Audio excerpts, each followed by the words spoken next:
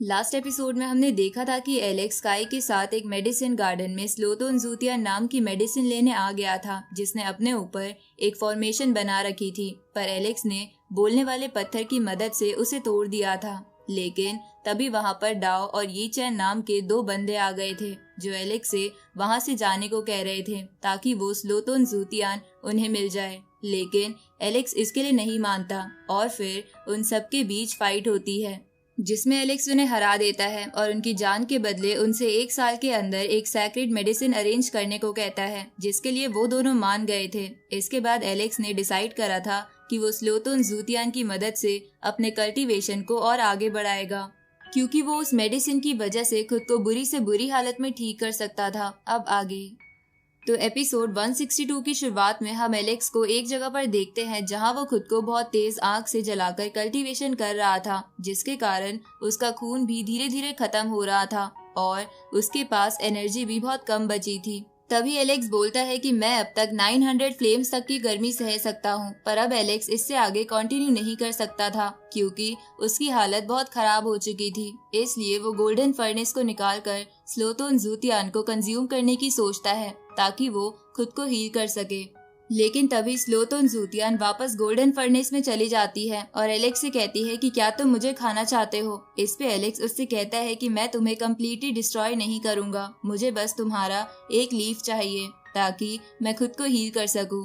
तो ये सुन के स्लोटोन जूतियान एलेक्स को एक लीफ दे देती है, जिसे खाने के बाद एलेक्स की बॉडी धीरे धीरे करके पूरी तरह हील हो जाती है। उसी वक्त वो स्लोटोन जूतियान एक लड़की की फॉर्म में एलेक्स के सामने आ जाती है और एलेक्स से कहती है कि मेरी मेन फॉर्म डिस्ट्रॉय हो चुकी है, जिसकी वजह से मैं उसमें नहीं बदल सकती, इसलिए मुझे बचकर रहना पड़ता है। तो अगर तुम मुझे हर्ट नहीं करोगे तो मैं तुम्हारे साथ रहने के लिए तैयार हूँ। तो एलेक्स इसके लिए मान जाता है। इसके बाद स्लोटोन जूतियान एलेक्स से पूछती है कि तुम अपने आप को ट्रेडिशनल फायर से क्यों जला रहे हो, क्या तुम्हें इमोर्टैलिटी हासिल करनी है। इस पे एलेक्स उससे पूछता है कि क्या तुमने पहले भी कोई ऐसा बंदा देखा है जिसने इस तरीके से इमोर्टैलिटी हासिल करी हो, पर स्लोटोन इसके लिए मना करती है। साथ ही वो एलेक्स को कियानवू नाम के एक एंशिएंट वॉरियर की कहानी सुनाती है, जिसने ऐसे ही एक सिमिलर तरीके से कल्टीवेशन करने की कोशिश करी थी। लेकिन एक दिन उसके साथ एक स्ट्रेंज फिनोमिनन हुआ था जिसमें उसकी जान चली गई थी। इसके बाद स्लोटोन एलेक्स को वू डाओ नाम के बंदे के बारे में बताती है,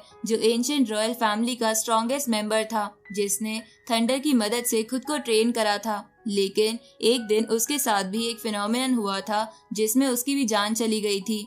तो ये सुन के एलेक्स बोलता है कि मेरी टीचर गॉड ल्यू ने भी मुझे बताया था कि जब उन्होंने इमोर्टैलिटी हासिल करने की कोशिश करी थी तब उन्होंने भी कुछ ऐसा ही फेस करा था। इसलिए एलेक्स स्लोटोन से पूछता है कि क्या तुम उस फिनोमिनन के बारे में कुछ और जानती हो। इस पे स्लोटोन मना करते हुए कहती है कि मुझे ये तो नहीं पता, लेकिन मुझे इतना पता है कि जब भी कोई एक नया ट्रेनिंग मेथड इस्तेमाल करने की कोशिश करता है उसके साथ ये फिनोमिनन होता ही है। ऊपर से ये चीज एक बार नहीं बल्कि बार बार होती है। इस पे एलेक्स बोलता है कि अब तो मैं इस कल्टीवेशन पाथ को कई समय से फॉलो कर रहा हूँ, इसलिए अब मैं पीछे नहीं हट सकता। लेकिन मैं तुम्हें थैंक्स बोलता हूँ क्योंकि तुम्हारी वजह से मुझे इसका पहले ही पता चल गया, इसलिए मैं हमेशा ऐसे फिनोमिनन से अलर्ट रहूंगा। इसके बाद एलेक्स स्लोटोन को वापस गोल्डन फर्नेस में डाल लेता है और फिर से अपनी बॉडी को फायर में जलाने लगता है। इधर बाहर जो लोग एलेक्स को देख रहे थे वो बोलते हैं कि ये पागल कौन सा कल्टीवेशन पाथ फॉलो कर रहा है, इसे क्या लगता है ऐसा करने से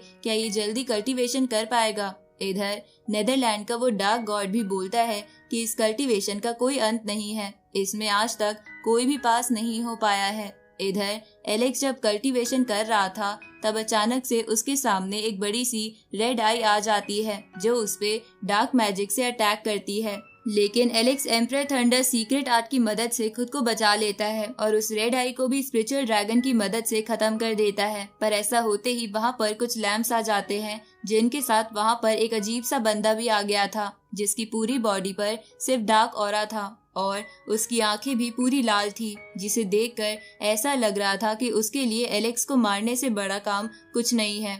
इधर एलेक्स को समझ नहीं आता कि वो बंदा कौन से वर्ल्ड से है।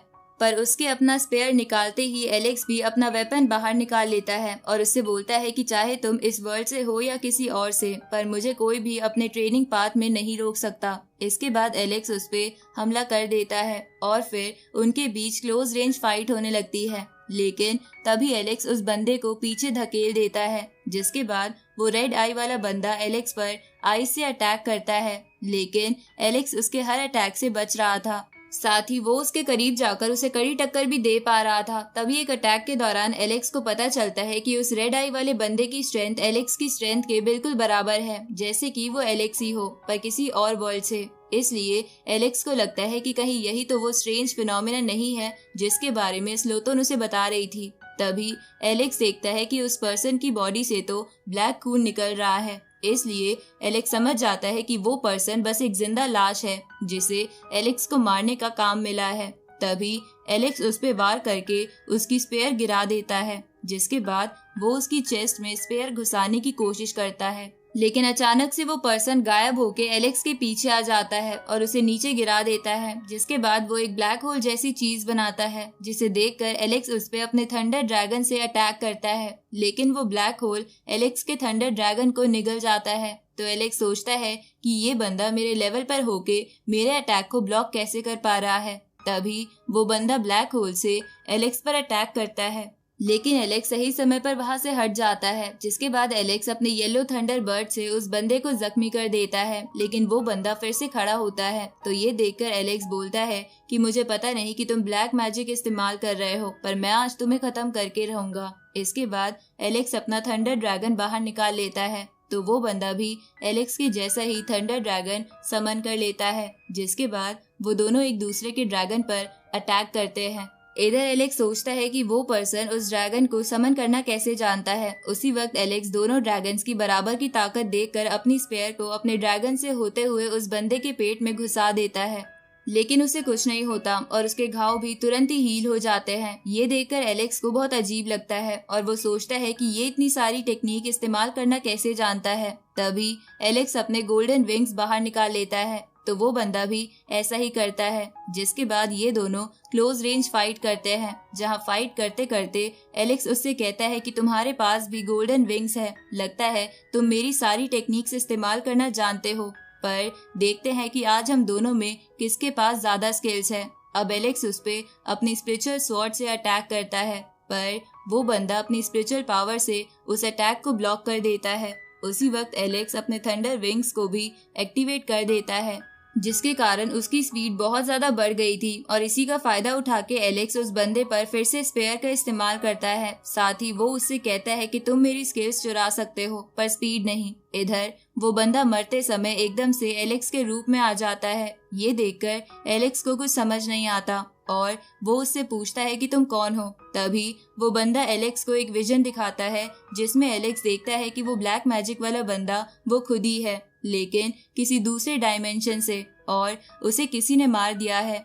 इधर वो ब्लैक मैजिक वाला बंदा एलेक्स को हिप्नोटाइज करके अपनी फ्लेम से जलाने लगता है, लेकिन एलेक्स को सही समय पर इसका एहसास हो जाता है और वो तुरंत ही अपनी फ्लेम से उस बंदे को जला देता है। पर उसके जलते ही वहाँ आसपास एक अजीब सा काला लिक्विड फैल जाता है।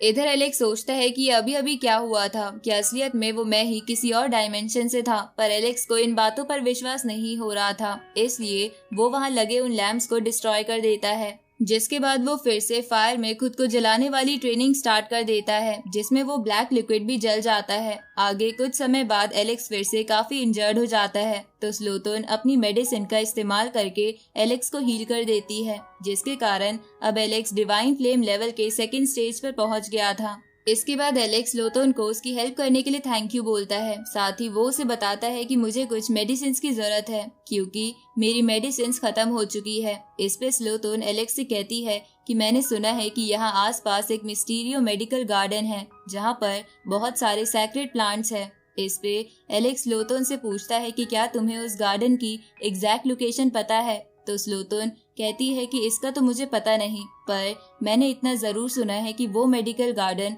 बहुत ज्यादा खतरनाक है और उसमें एक हेवनली डाइटी का भी बचना बहुत मुश्किल है।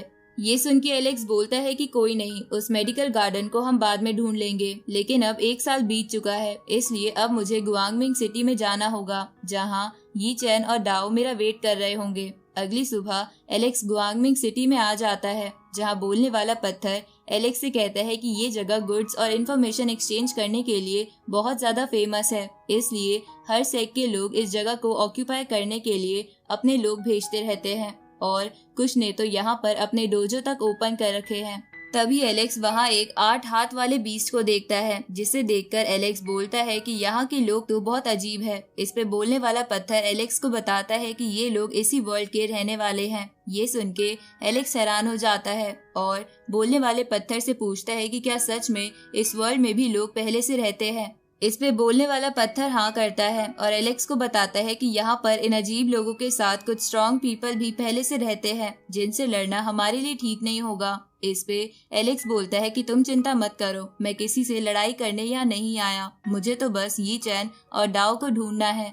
उसी वक्त एक शॉप का ओनर एलेक्स के पास आके उससे कहता है कि आपकी बॉडी तो कमाल की है और मेरे पास आपके लिए कुछ खास मेडिसिन है जिन्हें आपको जरूर देखना चाहिए। इस पे एलेक्स कहता है कि वो मेडिसिन तो मुझे नहीं चाहिए, पर मुझे कुछ पूछना है जिसके बारे में अगर तुमने मुझे सही बताया तो मैं तुम्हें अच्छी रकम दूंगा। ये सुन के वो शॉपकीपर कहता है कि आप मुझसे बेझिझक कुछ भी पूछ सकते हो, मुझे इस सिटी का सब कुछ पता है। तो एलेक्स उससे यी चैन और डाओ के बारे में पूछता है, लेकिन तभी वो शॉपकीपर कुछ लोगों को उस तरफ आता देख एलेक्स से कहता है कि आपको ये दोनों नाम इस सिटी में नहीं लेने चाहिए। ये सुन के एलेक्स समझ जाता है कि वो शॉपकीपर उन लोगों से डर रहा है, इसलिए वो उनके पास जाके उनसे कहता है कि क्या तुम इमोर्टल पैलेस से हो। ये सुन के वो लोग गुस्से में एलेक्स की तरफ बढ़ते हैं, पर वो उन्हें बड़े आराम से जमीन पर पटक देता है। तो ये देखकर उनमें से एक कहता है कि तुम बस वेट करो, हमारे मास्टर चोंग तुम्हें नहीं छोड़ेंगे। ये सुन के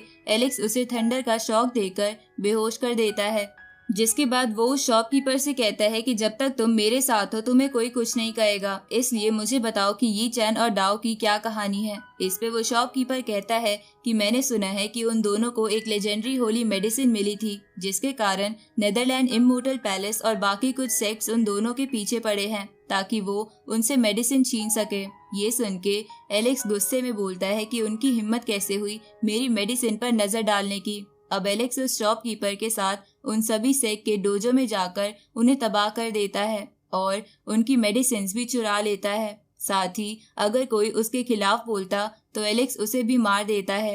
ये देखकर वो शॉपकीपर सोचता है कि ये लड़का तो काफी स्ट्रांग है, पर जब ये यहाँ से चला जाएगा तो वो खुद को कैसे सेफ रखेगा। उसी वक्त वहाँ डाओ आ जाता है तो एलेक्स उससे कहता है कि मुझे पता ही था कि अगर तुम इस सिटी में छुपे होगे तो मेरे कारनामे सुन के यहाँ आ ही जाओगे।